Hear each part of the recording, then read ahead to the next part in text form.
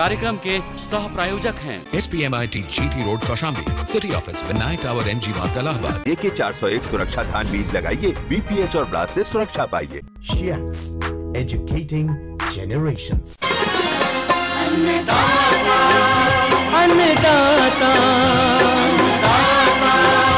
अन्नदाता, नीत तुम्हारा अन्नदाता, पग पग पर है संग तुम्हारे अन्नदाता, लहू किसानों का बन के पसीना सींचता है धरती का सीना, मेहनत का तेरी हक दिलवाने, नई तकनीक नई खोज बताने,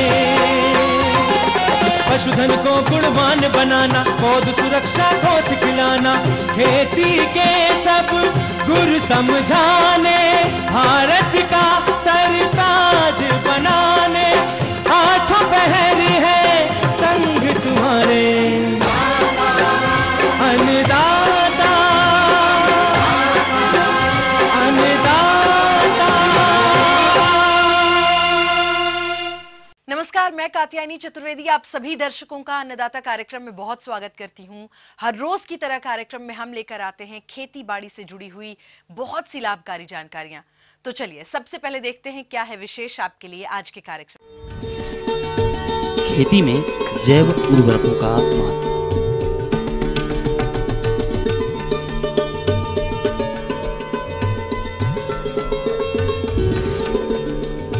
धान की नर्सरी तैयारी पर तकनीकी जानकारी।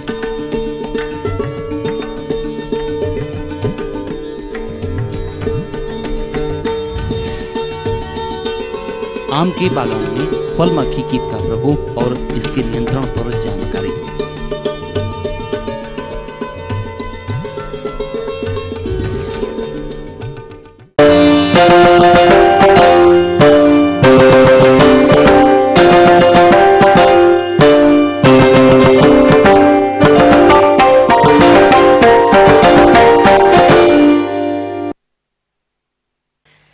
आज के समय में ये धारणा बन चुकी है कि फसल से अधिक उपज लेने के लिए रासायनिक उर्वरक का प्रयोग करना जरूरी है, लेकिन किसान भाइयों आपकी जानकारी हेतु बता दें कि रासायनिक उर्वरकों के ज्यादा प्रयोग से मिट्टी की उर्वरा शक्ति घटती जा रही है।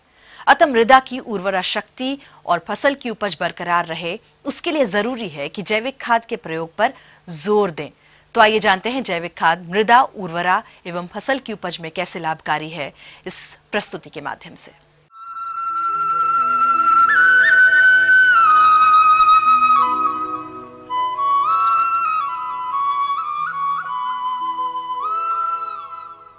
किसान भाइयों आपकी इस समस्या को देखते हुए कृषि वैज्ञानिकों ने अथक प्रयास के द्वारा ऐसे खाद का निर्माण किया है जो मिट्टी, पर्यावरण एवं स्वास्थ्य को प्रभावित किए बिना उत्पादकता में आशातीत वृद्धि करते हैं। ये है जैव उर्वरक, जिसे बायो फर्टिलाइजर कहते हैं। यदि हम भूमि परीक्षण प्रयोगशालाओं से आ रहे परिणामों पर नजर डालें तो हम पाएंगे कि भूमि में लगातार जीवांश पदार्थ की मात्रा घट रही है एवं असंतुलित उर्वरकों के प्रयोग से भूमि एवं जल की गुणवत्ता कम हो रही है।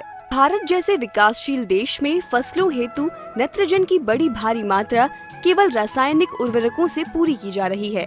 सबसे महत्वपूर्ण तथ्य ये है कि भूमि में प्रयोग किए जाने वाले नाइट्रोजन का केवल 40-50% ही फसल उपयोग करती है तथा शेष 50-60% बेकार चली जाती है तथा प्रयोग किए जाने वाले फास्फोरस की भी 1/3 मात्रा पौधे को प्राप्त हो पाती है। किसान भाइयों इस समस्या के समाधान हेतु यदि मृदा के स्वास्थ्य एवं उर्वरा शक्ति को बनाए रखने के लिए जैव उर्वरकों का प्रयोग अति आवश्यक है। ये एक सस्ता, सुलभ एवं प्रभावशाली और प्रदूषण रहित है। जैव उर्वरकों में पौधे के सभी पोषक तत्व मौजूद रहते हैं। इसके उपयोग से मृदा में पानी धारण करने की क्षमता, मृदा का तापक्रम एवं मृदा में वायु संचार की क्षमता बढ़ जाती है। आइए अब जानते हैं कि कौन से जैव उर्वरक किस फसल के लिए उपयोगी हैं एवं कैसे उपयोग किया जाता है। राइजोबियम कल्चर, जिसका प्रयोग केवल दलहनी फसलों जैसे मूंग, उड़द, अरहर, चंवला, चना, मटर, मसूर आदि के लिए किया जाता है। इसके प्रयोग से 10 से 12 किलोग्राम रासायनिक नाइट्रोजन की बचत होती है एवं फसल में 20 से 35% तक की वृद्धि होती है। आइए एक नजर डालते हैं इसके प्रयोग विधि पर। किसान भाइयों, 3 पैकेट या 600 ग्राम राइजोबियम कल्चर से 10 से 12 किलोग्राम बीज उपचारित कर सकते हैं। 1 लीटर गर्म पानी में 150 ग्राम गुड़ घोलकर ठंडा करें तथा इसमें कल्चर पैकेट अच्छी तरह से मिलाएं। तैयार घोल को बीजों पर छिड़क कर हल्के से मिलाएं जब तक कि बीजों पर एक समान परत ना चढ़ जाए। उपचारित बीजों को साफ कागज या बोरी पर फैलाकर छाया में 10 से 15 मिनट तक सुखाते हैं, फिर उसकी बुवाई करते हैं। एज़ोटोबैक्टर, जो कि दलहनी फसलों को छोड़कर सभी फसलों के लिए उपयोग में लाई जाती है। एज़ोस्पाइरिलम, ये खाद धान, मोटे अनाज जैसे गेहूं, मक्का तथा गन्ने की फसल हेतु विशेष उपयोगी है। आइए एक नजर डालते हैं जैव उर्वरक एज़ोटोबैक्टर एवं एज़ोस्पाइरिलम से होने वाले लाभ के बारे में। इसके प्रयोग से 10 से 12% तक पैदावार में वृद्धि होती है तथा फलों एवं दानों का प्राकृतिक स्वाद बना रहता है। इसके अलावा 20 से 30 किलोग्राम नाइट्रोजन की बचत होती है। इसके प्रयोग से अंकुरण शीघ्र और स्वस्थ होता है तथा जड़ों का विकास अधिक एवं शीघ्र होता है। नील हरित शैवाल, ये नम मिट्टी तथा स्थिर पानी में स्वतंत्र रूप में रहते हैं। इसके प्रयोग से 30 किलोग्राम प्रति हेक्टेयर नाइट्रोजन की बचत होती है एवं धान के उत्पादन में 19 से 20% तक की वृद्धि होती है। आइए बात करते हैं इसके प्रयोग विधि पर। धान की रोपाई के 3-4 दिन बाद स्थिर पानी में 12.5 किलोग्राम प्रति हेक्टेयर की दर से सूखे जैव उर्वरक का प्रयोग करें। प्रयोग करने के पश्चात 4 से 5 दिन तक खेत में पानी लगातार भरा रहने दें। इसका प्रयोग कम से कम 3 वर्ष तक लगातार खेत में करें। ये ध्यान रखें कि धान में यदि खरपतवार नाशी का प्रयोग करते हैं तो शैवाल का प्रयोग 3-4 दिन बाद ही करें। PSB कल्चर, इस खाद के प्रयोग से 20 से 30 किलोग्राम प्रति हेक्टेयर की दर से उपलब्ध फॉस्फेट की बचत की जा सकती है एवं फसल की पैदावार में 10 से 12% तक वृद्धि होती है। जड़ों का अच्छा विकास होता है एवं पौधा स्वस्थ बना रहता है। इनका प्रयोग राइजोबियम तथा एज़ोटोबैक्टर कल्चर की तरह ही कर सकते हैं। एलुजा फर्न, जो कि ठंडे मौसम में स्थिर पानी के ऊपर हरे रंग का तैरते हुए पाया जाता है। ये जलमग्न धान के खेतों में बुवाई के 1 सप्ताह बाद 10 क्विंटल प्रति हेक्टेयर की दर से उगाया जा सकता है, जो 2 किलोग्राम नाइट्रोजन प्रतिदिन की हरी खाद के रूप में भूमि में मिलाकर किया जा सकता है। इसके प्रयोग से धान में खरपतवार कम पनपते हैं तथा नाइट्रोजन के प्रयोग में 40 से 50 किलोग्राम तक बचत की जा सकती है। माइकोराइजा जैव उर्वरक है, जो कि अपनी जड़ों से पोषक तत्वों को अवशोषित कर पौधों को तुरंत उपलब्ध कराती है। इसके प्रयोग से नाइट्रोजन, फास्फोरस तथा पोटाश एवं कैल्शियम की उपलब्धता बढ़ती है। आइए अब जानते हैं जैव उर्वरकों का प्रयोग करते समय ध्यान रखने योग्य बातों को। उसमें सर्वप्रथम जैव उर्वरक उपयोग से पूर्व धूप व गर्मी से दूर दूर सूखे एवं ठंडे स्थान पर रखें।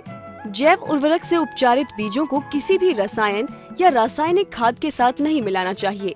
फसलों के अनुसार ही जीवाणु खाद का प्रयोग करना चाहिए। यदि बीजों को कीटनाशी व फफूंदनाशी दवा से उपचारित करना हो तो पहले बीज को कीटनाशी फिर फफूंदनाशी दवा से उपचारित करने के बाद अंत में जैव उर्वरक से उपचारित करना चाहिए। जैव उर्वरकों का प्रयोग पैकेट पर लिखी अंतिम तिथि से पहले ही करना चाहिए। किसान भाइयों, यदि आप जैव उर्वरकों का प्रयोग बताए अनुसार फसलों में करते हैं तो आप रासायनिक उर्वरकों पर होने वाले खर्च को कम करते हुए ली जाने वाली फसलों से गुणवत्ता युक्त अधिक उपज प्राप्त कर सकते हैं।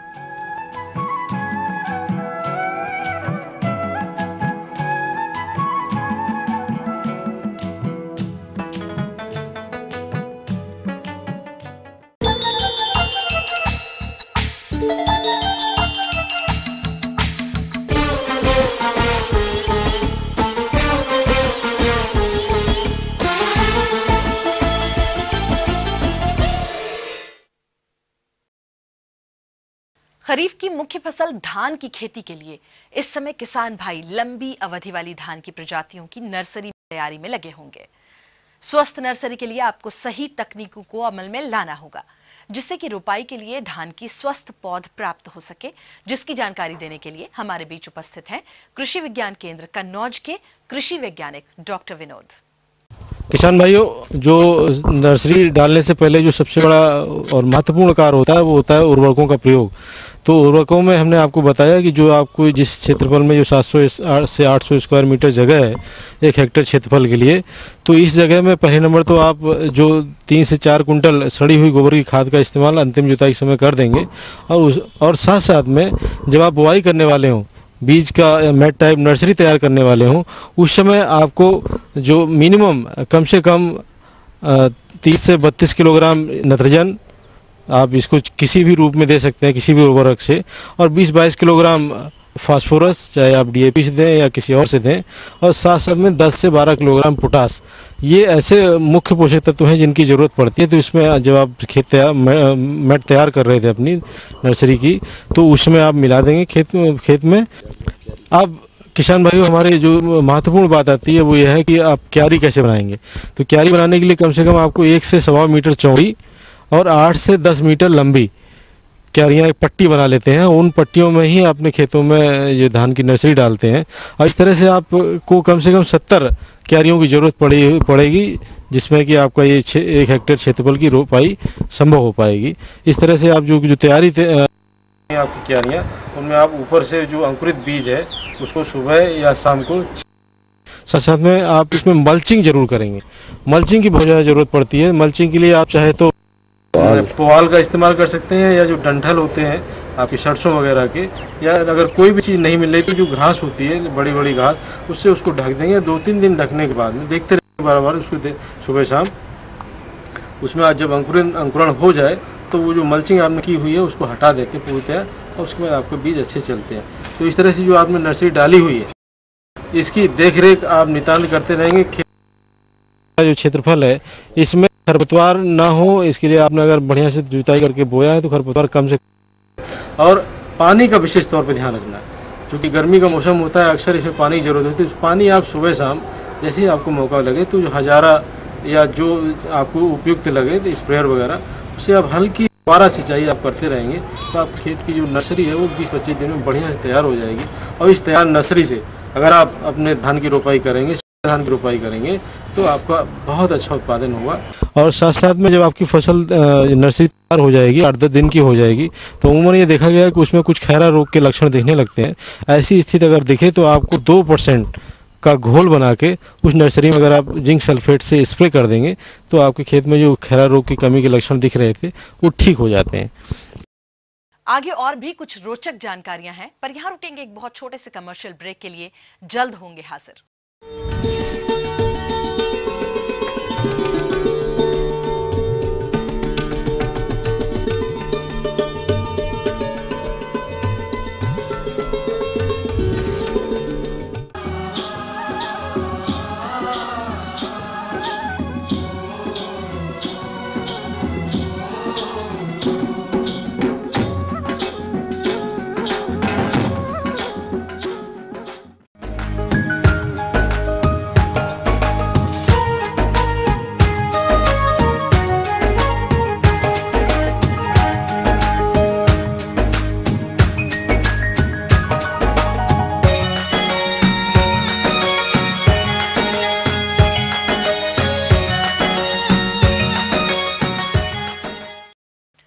आम के बागों में फलन की अवस्था चल रही है और इस समय फल मक्खी का प्रकोप के कारण आम के फल खराब हो जाते हैं, जिससे किसानों को काफी आर्थिक हानि भी होती है।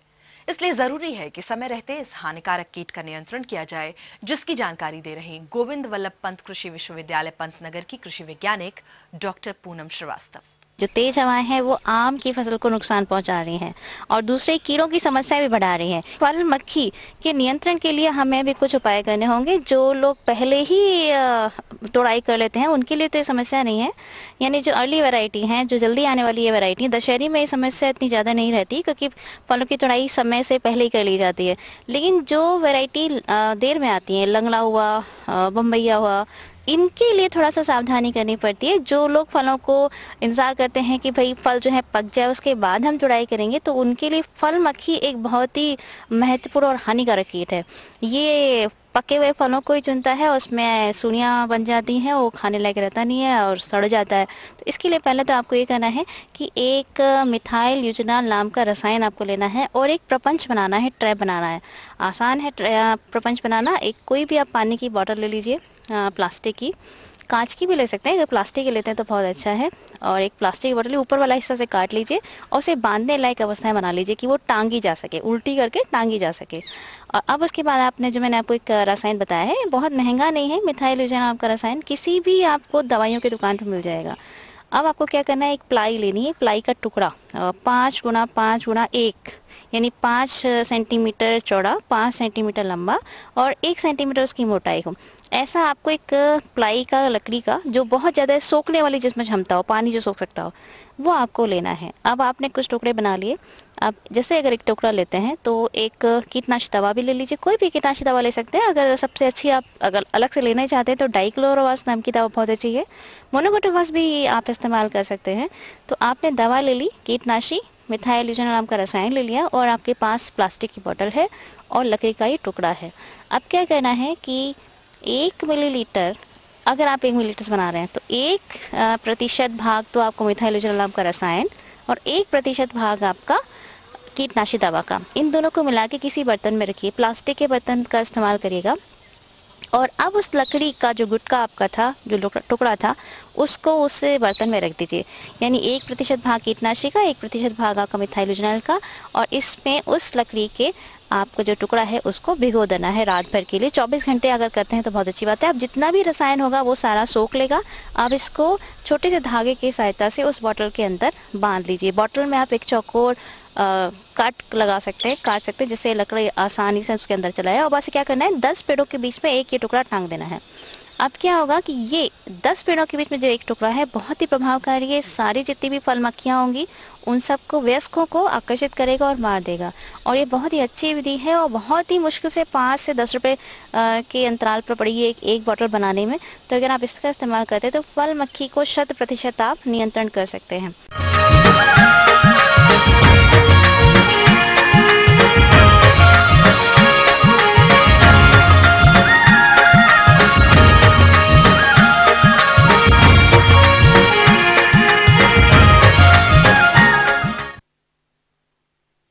जायद सूरजमुखी की फसल इस समय फूल में दाना बनने की अवस्था पर होगी। ये अवस्था फसल की उपज के लिए बहुत ही महत्वपूर्ण है, क्योंकि इस समय परागण कार्य करने के साथ साथ बेधक कीट से बचाना भी आवश्यक है। इसलिए इन्हीं कृषि कार्यों को कैसे अपनाएंगे, आइए जानते हैं कृषि विज्ञान केंद्र दरियापुर रायबरेली के विषय विशेषज्ञ डॉक्टर अरविंद कुमार यादव से।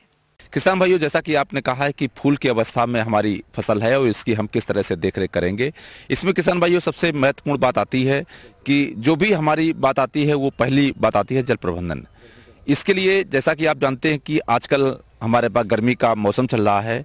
किसान भाइयों, वैसे तो सामान्यतः लगभग 5-6 सिंचाइयों से हमारी फसल पूर्ण रूप से परिपक्व होकर के घर में आ जाती है, लेकिन फिर भी इसमें कुछ महत्वपूर्ण बिंदु हैं। नंबर 1, जो हमारे खेत में पानी लगाया जाए वो बहुत ही छोटी छोटी क्यारियां बना करके, और इसमें पानी भरने ना दिया जाए, चूंकि इसके मुंडक का वजन काफी होता है। अगर पानी भर जाता है हवा चलने के बाद ये फसल हमारी क्रॉप लॉजिंग हो जाती है। दूसरी चीज किसान भाइयों ये होती है कि जब भी इसमें हम पानी देंगे, कोशिश ये करें कि सुबह या शाम के समय, दोपहर में अगर हम पानी देते हैं तो उससे हमारा जो फसल में जो पॉलिनेशंस है वो प्रभावित हो जाती है, जिससे कि हमारा अच्छा उत्पादन प्राप्त नहीं हो सकता है।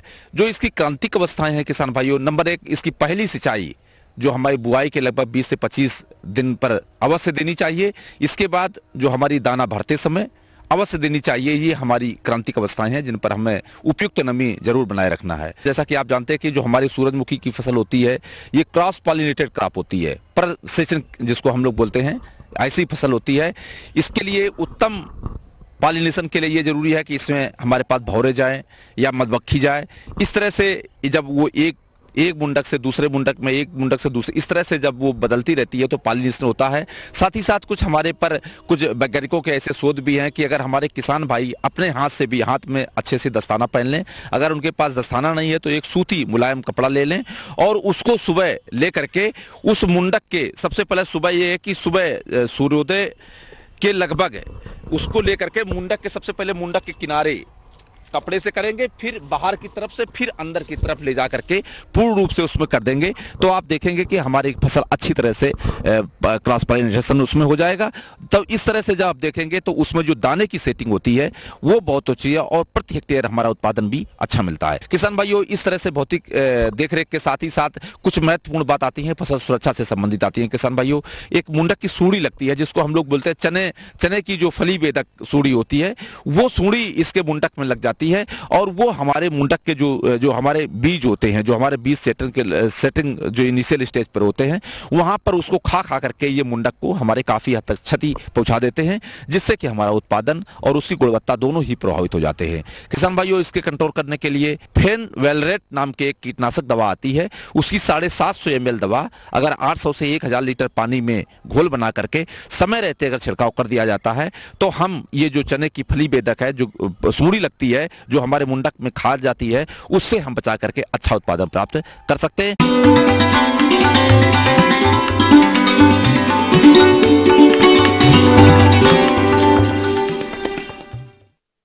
अन्नदाता हेल्पलाइन निशुल्क फोन संपर्क सेवा के माध्यम से आपके द्वारा पूछे गए प्रश्नों में से एक या दो महत्वपूर्ण प्रश्नों को हम अपने कार्यक्रम में शामिल करते हैं और इसी के तहत आज का चयनित प्रश्न और उसका जवाब इस प्रकार है। निःशुल्क अन्नदाता हेल्पलाइन में आज हमने जिस प्रश्न को शामिल किया है उसे पूछा है सोहेलवा श्रावस्ती के आशीष गुप्ता ने। आपने सूखे चारे को यूरिया द्वारा उपचारित करने की तकनीक पर जानकारी चाहिए। देश में उपलब्ध पोषाहार पशुओं की विशाल जनसंख्या के लिए पर्याप्त नहीं है, अतः लगभग 1/4 मवेशियों को या तो भूखे पेट या बहुत ही कम तथा अल्प पोषण पर गुजारा करना पड़ता है।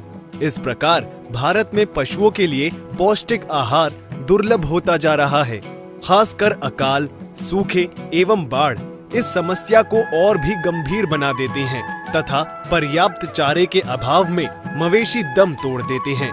ऐसे समय में पहले तो चारा ही नहीं मिलता है और सीमित सूखा चारा उपलब्ध कराया जाता है, उसमें भी पौष्टिक तत्वों की अत्यंत कमी होने के कारण पशु कुपोषण के शिकार हो जाते हैं, क्योंकि ऐसे सूखे चारों में आमतौर पर प्रोटीन की कमी और आसानी से न पचने वाले रेशों का बाहुल्य होता है। इस स्थिति से निपटने के लिए विगत वर्षों में बहुत से अनुसंधान कार्य हुए हैं। सूखे चारे के उपचार के लिए ऐसे रसायनों की खोज की गई है जो किसानों को सस्ते दर पर आसानी से उपलब्ध हो एवं जिनका उपयोग पशुपालक स्वयं कर सके। इस प्रकार का एक रसायन यूरिया है, जिससे सूखे चारे को उपचारित कर उनकी पोषकता को बढ़ाया जा सकता है। यूरिया उपचारित चारे को पशु बड़े चाव से खाते हैं, अधिक पचाते हैं तथा प्रोटीन अंश भी बढ़कर 7.5 से 8% हो जाता है। इस प्रकार उपचारित सूखे चारे से अनुपचारित चारे की अपेक्षा 60 से 70% अधिक पोषक तत्व प्राप्त होता है, जो देशी गाय एवं भैंसों की ओसरों में अनुरक्षण आवश्यकता पूर्ति के अतिरिक्त 150 से 200 ग्राम प्रतिदिन देह भार वृद्धि करता है तथा दुधारू गाय भैंस में 4 से 6 किलोग्राम दूध बिना खल्ली दाना खिलाए प्राप्त किया जा सकता है। उपचार की विधि: यदि पशुपालक इसे भूसा एवं पुआल के भंडारण के समय करे तो अत्यधिक सुविधाजनक रहता है। उपचार आरंभ करने से पहले ये आवश्यक है कि भूसा या पुआल की एक गठरी का औसत भार ज्ञात कर लिया जाए, ताकि उसी के अनुसार यूरिया के घोल की मात्रा निर्धारित की जा सके। उपचार के लिए किसी बड़े ड्रम में यूरिया का 4% घोल बना लेना चाहिए। पुआल या गेहूं के भूसे को 2 से 3 मीटर के घेरे में अथवा आयताकार रूप में बिछाई जाती है और प्रत्येक 100 किलोग्राम भूसा या पुआल में उपरोक्त घोल का 65 लीटर समान रूप से मिलाया जाता है। घोल के छिड़काव के लिए बाल्टी या पौधों को पानी देने वाले फुहारे से 2-3 बार अच्छी प्रकार छिड़काव करना चाहिए। यूरिया घोल मिलाने के बाद सूखे चारे को पैरों से भली भांति दबाया जाता है। धड़ या चट्टा बनाते समय यदि एक दूसरा आदमी साथ ही साथ पैरों द्वारा उपचारित चारे को दबाता रहे तो चारे के बीच में रहने वाली हवा भी निकल जाती है। पुनः एक और तह जमाकर इसी तरह फिर से उपचार किया जाता है। इस प्रकार एक के ऊपर एक तह लगाकर इतनी तहें लगा दी जाती हैं कि ढेरी कम से कम 10 से 15 क्विंटल की बन जाए। गेहूं के भूसे की ढेरी बड़ी भी बनाई जा सकती है और 50 से 100 क्विंटल तक की हो सकती है।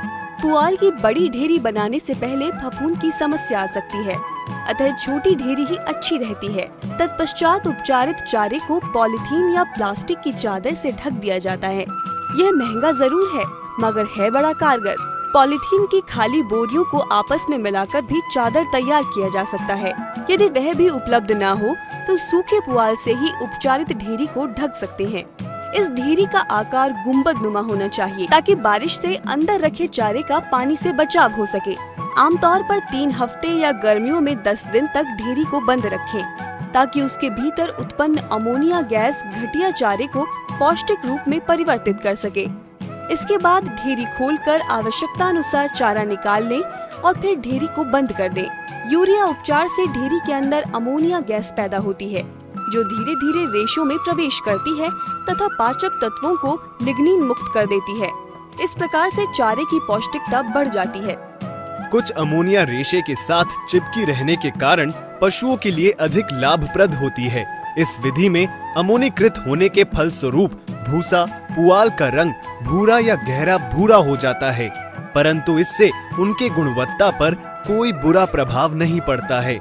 उपचारित चारे को खिलाने से 2 से 3 घंटे पहले हवा में फैला देना चाहिए ताकि उससे अवांछनीय अमोनिया गैस उड़ जाए तथा पशु उपचारित चारे को अधिक रुचि पूर्वक खाए। आमतौर पर यह पाया गया है कि पशु प्रारंभ में 1 सप्ताह तक रुचि पूर्वक नहीं खाते हैं, परंतु उसके बाद पशु उपचारित पुआल अथवा भूसे को खूब चाव से खाते हैं। उपचारित चारा किसी भी स्तनधारी पशु को जिसकी उम्र 6 माह से ऊपर हो सिर्फ उपचारित चारा अथवा उसके साथ दाना वगैरह या हरा चारा मिलाकर खिलाया जा सकता है। यूरिया से उपचारित भूसा पुआल आदि चारों को आमतौर पर प्रचलित विधियों में से किसी भी विधि के अनुसार खिला सकते हैं। साथ ही साथ पशुओं को खनिज एवं विटामिन की आवश्यकता पूर्ति के लिए 30 से 40 ग्राम खनिज मिश्रण और कम से कम 1-2 किलोग्राम हरा चारा खिलावें। सावधानियां। उपचार हेतु स्वच्छ पानी का प्रयोग करें। आवश्यकता अनुसार उतने ही पुआल का उपचारण करें जो 4 से 6 सप्ताह के लिए आवश्यक है। गेहूं के भूसे का उपचारण एक बार में 4 से 6 माह तक के लिए किया जा सकता है। यूरिया को पानी में भली भांति घोलें तथा यूरिया एवं पानी की मात्रा सही हो। यूरिया का घोल पशुओं की पहुंच से बाहर रखें, क्योंकि इस घोल के व्यवहार से पशु विष ग्रसित हो सकते हैं, मृत्यु का भी शिकार हो सकता है। यूरिया का घोल चारे के ऊपर समान रूप से छिड़कना चाहिए तथा ढेर बनाते समय चारे की हर तह को पैरों से अच्छी तरह दबाना आवश्यक है। ढेरी का आकार गुंबद नुमा होना चाहिए। ढेरी को पॉलीथीन चादर अथवा खाद की बोरियों से या सूखे चारे से अच्छी तरह ढकना चाहिए ताकि उपचारण से अधिक लाभ हो सके। यूरिया उपचारण के इस विधि को पशुपालक आसानी से अपना सकते हैं। इस प्रकार उपचारित पुआल एवं भूसे की गुणवत्ता में कई गुना वृद्धि हो सकती है, जिससे न केवल पशुओं के दूध में बढ़ोतरी होती है बल्कि पशुओं की सेहत भी अच्छी रहती है। इस तरह उपचारित चारा पौष्टिक होने के अलावा सुपाच्य भी होता है तथा इसका उपयोग उपचारित चारे की अपेक्षा 10 से 15% सस्ता भी होता है। हम ये उम्मीद करते हैं कि आज का कार्यक्रम आप सभी दर्शकों के लिए उपयोगी रहा होगा। किसान भाइयों, अन्नदाता आपकी सेवा के लिए संकल्परत है। कृषि संबंधित समस्या और सुझावों के लिए आप हमें इस पते पर संपर्क भी कर सकते हैं। प्रोड्यूसर अन्नदाता, ETV, Uttar Pradesh Uttarakhand, Ramoji film city, Hyderabad 501512। साथ ही आप हमें ईमेल भी कर सकते हैं। हमारा ईमेल एड्रेस है annadata.up@etv.co.in। इसके अतिरिक्त आप हमें निःशुल्क हेल्पलाइन नंबर 1800425408 पर शाम 5 बजे से 6 बजे के बीच संपर्क भी कर सकते हैं। तो फिलहाल अन्नदाता की पूरी टीम को दीजिए इजाजत। कल फिर इसी समय आपसे मुलाकात होगी कृषि संबंधित कुछ और रोचक जानकारियों के साथ। तब तक के लिए नमस्कार। इस कार्यक्रम के सह प्रायोजक थे SPMIT GT road Kaushambi, city office Vinayak tower MG मार्ग इलाहाबाद। AK401 सुरक्षा धान बीज लगाइए, BPH और ब्लास्ट से सुरक्षा पाइए। Shiats, educating generations.